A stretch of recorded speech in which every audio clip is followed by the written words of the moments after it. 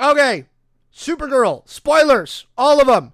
If you haven't seen Supergirl yet, go. This is your last warning. Go look at the non-spoiler review first. Then come back. Watch the movie. Then come back and we can talk. We'll be here. I promise. Okay. If you haven't seen Supergirl, this is your chance to turn around. We do have a non-spoiler review. Go check it out. Everyone else, let's talk about what this movie's actually trying to do. Because I think it was trying to do something pretty ambitious, and I think it got most of the way there. And that was my problem in the review. It's not a performance problem. It's not a direction problem. It's a structural problem. That 15 minutes of setup. So I think we start there. Well, let's kind of start with some of the stuff that happens. Right? We kick straight in. Kara is, hammered. Clark's trying to get a hold of her. We get kind of a slice of life of Kara going through her 23rd birthday, smashed out of her mind. So, and then we have the sequence with the girl who becomes kind of the emotional heartbeat, Ruthye. Ruthye? Am I saying that right? Jay? I think so. Okay. So we cut over to that, and I gather that her dad is some sort of bladesmith, and these bandit guys are coming to get one of his swords, and that's fine. And he thinks, okay, we'll just give him the sword that I made that's really good, and then they'll leave it alone. And then her brother jumps out to scare her, and then the bandit guy kills her brother, and it's all hell breaks loose. We get a couple flashbacks later in the movie of her family, and I want to say that's what they cut out. I needed like 15 more minutes with this family, like maybe 5 more minutes even with this family. I was like, why? Why do I care? Sorry. Like, did you get that sense too? Um, a little bit. It and we like the initial comments that we made when we came out of the theater was like, it's interesting how this was a good movie, yes, but there wasn't like the same connection with the characters in this movie like how we did in Superman. Yeah. So there's definitely stuff missing. There was stuff missing with this family, but then also stuff missing with Supergirl. Yeah, and I was going to get to that next. Because kind of skimming to the end, she has this real nice ending scene with Clark where she's like, you know what? I'm going to come back and stay on Earth for a while. I think it's time for me to like chill. And I kind of, figured my stuff out. And again, I think that hits harder if before the drinking sequence at the beginning, drunk Kara is, we find out through the course of the movie, she's been on Earth for a little while now, right? I think if we get a scene with her and Clark, like, teaming up to fight a guy and she murks a dude at the beginning of the movie, first off, I think it makes the scene with Clark better at the end. And two, it also sets up something that they do later in the movie, which is she kills somebody. Yeah, and the she theme stabs that guy in the throat. Yeah, the theme throughout the entire movie is like she's trying to stop the little girl. The little girl from like killing. She's like, no, like you don't. That's a line that you don't want to cross. Like you can't take that back. It's going to stay with you. Don't do it. Don't do it. Don't do it. So going back to your comment, like I think it would have made sense if she in the beginning of the movie like lost control, got angry, killed someone, and then she had this fight with Clark. Yeah, and Clark got pissed at her about it. And then he was like trying to make things better, like, hey, what do you want to do for your birthday? And she's like, you know what, like, fuck off. Like, and she goes to go get drunk. You don't remember fucking Krypton at all. You're just a fucking boy from Kansas. So fuck off. I'm gonna go get drunk. Like, I don't need you. I'm gonna do my own thing. Which and then also, she meets this little girl. Which also makes the scene of Krypto peeing on the Superman picture. Yes. Yeah. Even more poignant. It would have made it even more poignant if that would have happened. It's just like the movie would have hit, I think, so much better because like then like the you don't want to kill this guy. Like I know we just saw I killed somebody. Like you don't want to do it. And then everything wraps up like really nicely at the end of the movie. I think there was a missed opportunity there. Yeah. And again, I think they tied a through line through the movie again where she keeps telling Ruthye, don't kill this guy. Don't kill him. It's not worth it. Right? We're going to stop him, but don't kill him. Which again gives you the sense of Kara's done this before. Yeah. She knows that this is not going to make Ruthye feel better. And I'm probably saying her name wrong. And again, there's also the juxtaposition because we get more build on what they showed us in Superman. Because they go to flashback of the destruction of Krypton, and you see Superman's pod leave, and Kara's dad, somebody asked him, is that Jor-El's son? The one they're calling the Conqueror of Worlds. So he's reinforcing what we learned in Superman, which is Jor-El sent Kal-El to Earth to conquer it. Jor-El was not a good guy. Jor-El was not like, go, Clark, be good guy. No, he was like, go fucking conquer that planet. But, and we got that. So they reinforce that. But what's interesting to me is we get the juxtaposition because Kara's growing up on Argo, which her dad has saved, right, from the destruction of Krypton. And her parents are like, be good. We want you to just be a good person. That doesn't mean you're going to be perfect. It doesn't mean you're not going to be mean, but be good. And it's that juxtaposition where Clark was sent to be the conqueror of worlds, but now he's Mr. Goody-Goody. And Kara was the one they were like, be a good person. And she's like, I'm a drunk and I don't care about anybody. Because the only reason she really goes to help Ruthye in the first place is because, by coincidence, the bandit guys fucking poisoned Krypto. Yes. That's it. Yes. You know, so she's going to go John Wick those fools. And I think her parents' message I really enjoyed because to me it was kind of like, hey, you can be a good person without like essentially being like a pushover and be like a little bitch. Well, like you can stand up for yourself and you can be, you can push back and you can fight and you can be spicy. And you can make mistakes. Like her dad, what destroys Argo is he pulls Argo off of Krypton with his force field, and he accidentally unleashes kryptonite into like their atmosphere, right? Yeah. So in the best laid plans, I'm trying to save everybody, and I just made a mistake. Yeah. Right. And I thought that was actually really good too. I did like the scene because you saw it a little bit in one of the trailers and they did a TV spot of it. But when she arrives on Earth and Clark is talking to her and she only speaks Kryptonian. Oh, yes. And he's like, why did I talk louder? Why? I love like one of the first things that she says because he can't understand her is like, why is he wearing his underwear? Yep. Like, what the fuck is going on with this guy? Like, we also quickly established those things why Krypto is so important to her, right? Krypto's the one thing that she brought from, because I think she finds it during her mother's funeral. Is when she finds Krypto on the street. Yeah. Right. Her mom dies, and she's like, "Oh, look at this cute puppy, mine now." And Krypto's the one thing she takes with her from Argo. Yeah. To Earth. I thought that was a nice touch, right? Yeah. In the end though, and again, we're all in spoiler talk here, blah blah blah. So Kara does not have the same compunction at the end of the movie that Clark does. She straight stabs that dude in the belly. Right? Like, that's for my dog. Give me my fucking antidote. And then she John Wicks him in the neck. Right? Once again, going to show, don't fuck with people's dogs, man. Didn't you guys? Okay. And she straight murks him and walks away.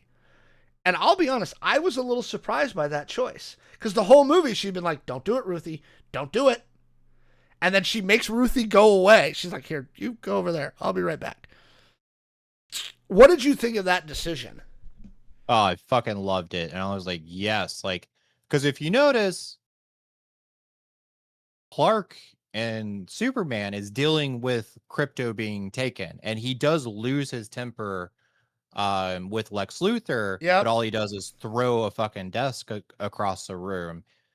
And this is to me like highlighting like I'm not Superman, you know, kind of like how Hot Girl like dropped the fucking dude at the end of the movie. It's like, oh, if you fuck with my dog, if you cross that line with me, like I have no fucking problem killing you. I'm gonna keep this little girl who's innocent from killing you, but I'm gonna fucking do it. Yeah. Because that little 13-year-old girl, I'm not going to have her cut your throat. I'm Yeah. going to cut your throat. Yeah. And Um, you know, it's like kind of interesting, like talking about how they missed the opportunity of having her kill someone in the beginning of the movie. Like this was kind of a dark movie. Like the scene where um the like girl's parents and like the girl that like the parents that like poisoned her to try to get her to like yep. trade for their daughter back, Yep. and like that whole family died, Hmm. and I actually wasn't expecting that. So like I was like, holy shit. So like one, you have like the little 13-year-old girl, her whole family dies in the beginning of the movie. Then you have this other family, that whole fucking family dies.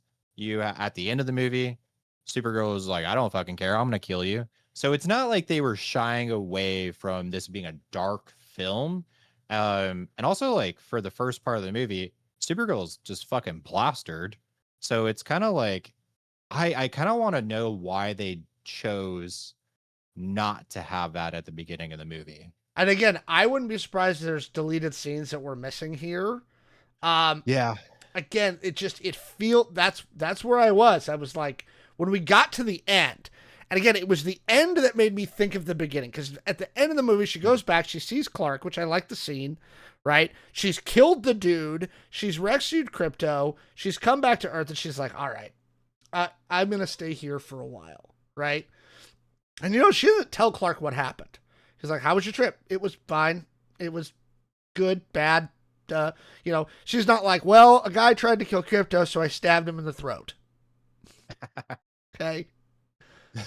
Um. I yeah. So I think that again, I thought it landed, but I think it would have landed more if you would have had something at the beginning of the movie tying it back to what we saw at the end of Superman, right? Because at the Yes. end of Superman, she's come back from somewhere to pick up Crypto because now she's back on Earth, right? Yep. And so I think saying, okay, she's, it's been a couple months since Superman happened. She's working with Superman on something. She does something fucked up. Clark gets mad at her. Then we get into that sequence. Then I think that works better than we just jump straight into Crypto peeing on Superman's face, right? Which was funny, Yeah. but it didn't Yeah. hit, No. you know. I don't think there was anything else. Um, Anything else you want to talk about here in spoiler talk? Again, I really liked the stuff that they're setting up with why he was sent to Earth versus why Kara was sent to Earth, right? Again, they reinforced that. I did like, because it's what's his name that was in Oppenheimer. He was also in 10 Things I Hate About You, um, which was Kara's dad. What is his name? I can never think of his damn name. He's been in so many things. Hang on, let me see if I can pull it up. I thought he was good as Kara's dad. Yeah. What is his name? Again, I think Craig Gillespie did an interesting job. I don't think it was bad. Again, so this is one where I almost feel like there's some studio interference.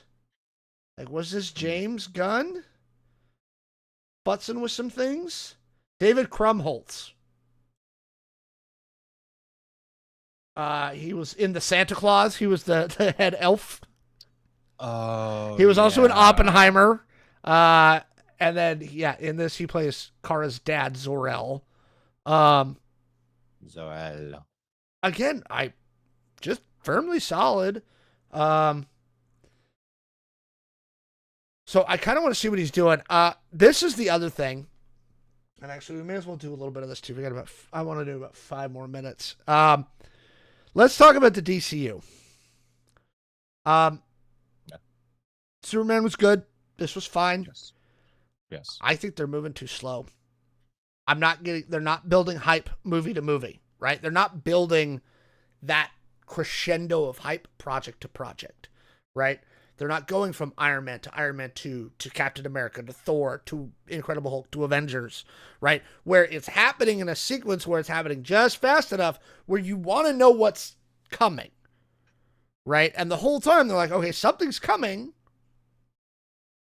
What's coming, right? I have no sense of what James Gunn's plan is. Do you? It does seem very sporadic.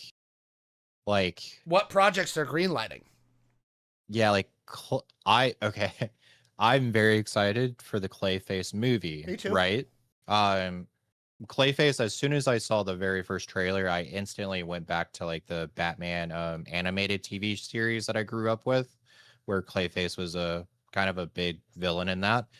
And haven't really seen anything of him since on anything, to be completely honest, like aside from comic books. But it's weird to have him in like this lineup in right this now. universe. This is an in-universe. Yeah. This is not even an Elseworlds. This is, we're going film order, Superman, Supergirl, Clayface. And again, I also think because Clayface is supposed to be body horror, it's supposed to be kind of darker. Yes. And things. I don't think you're pulling that same audience necessarily.